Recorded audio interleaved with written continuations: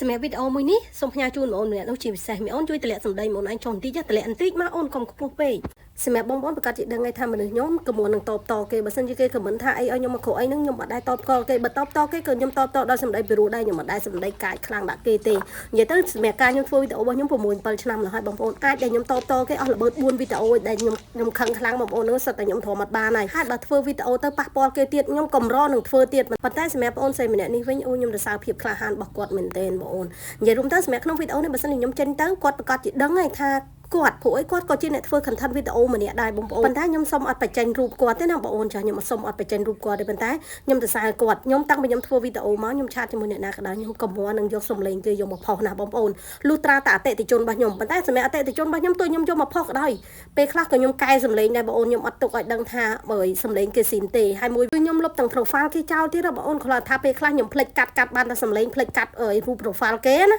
ព្រោះខ្ញុំគោរពសិទ្ធិឯកជនរបស់គេប៉ុន្តែបងអូនស្រីវិញខ្ញុំបងអូនចាខ្ញុំអត់ដឹងថាគាត់មានរឿងអីនៅក្នុង page របស់គាត់ទេមានរឿងអីមួយ fan របស់គាត់ទេស្រាប់តែគាត់ឆាតមកខ្ញុំគាត់សួរខ្ញុំថាមីងខ្ញុំសុំលក់ក្តាមត្រាំទឹកកាពិរបស់មីងឯងបានអត់ខ្ញុំលក់តែក្នុងខេត្តខ្ញុំទេខ្ញុំក៏ឆ្លើយវិញថាអត់អីទេអូនទីផ្សារសេរីអូនចង់លក់ក៏បានដែរបងអត់ថាអីទេសំខាន់ឲ្យតែអូនលក់ដែរទៅបងក៏សប្បាយចិត្តដែរអាកាសកើបលួយហើយខ្ញុំក៏ប្រាប់គាត់នៅក្នុងវីដេអូដូចខ្ញុំនិយាយអញ្ចឹងខ្ញុំថាខ្ញុំធ្វើទីផ្សារហើយអញ្ចឹងបងអូនលក់ទៅចាអាកាសបងអូនកើបលួយហើយខ្ញុំអត់ថាអីទេចាអញ្ចឹងគាត់ក៏ឆាតវិញខ្ញុំវិញដឹងថាមួយម៉ាត់លាក់សម្ដីបន្តិចហ្នឹងដឹងគាត់និយាយថាម៉េចទេបងអូននៅក្នុងឆាតហ្នឹងគាត់ដូចជានិយាយថាចេះខ្ញុំខ្លាចលោកមីងឯងខឹងខ្ញុំល្បីជាងខ្ញុំលក់ដាច់ជាងលោកមីងឯងខឹងខ្ញុំណែពាក្យហ្នឹងធ្ងន់ណាស់ណាខ្ញុំមិនដឹងថាបងប្អូនស្ដាប់ទៅស្រាលឬតែសម្រាប់ខ្ញុំគឺធ្ងន់មែនតើប៉ុន្តែគ្រាន់តែគាត់ឆាតជាមួយខ្ញុំហើយគាត់ប្លុកខ្ញុំចោលហ្មងខ្ញុំមិនដឹងថាម៉េចខ្ញុំចូលទៅរកគាត់វិញគឺខ្ញុំរកអត់ឃើញទេរកក្នុងឆាតហ្នឹងគឺរកអត់ឃើញទេមីអូនបើសិនជាមីអូនឯងធំត្រូវមីអូនឯងចេះដឹងដែរមីអូនឯងចាំបាច់ប្លុកឆាតហ្នឹងទៅអីអើយតតល់និយាយមួយខ្ញុំម្ដងទៀតសិនហ្នឹងមុនដំបូងខ្ញុំនិយាយមួយអូនឯងផ្អែមនិយាយមួយអូនឯងព្រោះទេប៉ុន្តែបើសិនជាអូនឯងប្រើភាសាថាតិចយ៉ាត់ខ្ញុំល្បីជាងខ្ញុំលក់ដាច់ជាងខឹងខ្ញុំណែពីហ្នឹងធ្ងន់ណាស់ណាមីអូនពេលហ្នឹងគឺខ្ញុំលែងផ្អែមមួយអូនឯងហីចានិយាយទៅកែម៉ែចែកឲ្យទាំងប្រហែលគឺប្រឡែងទាំងអស់អត់មានទុកទេនិយាយមែន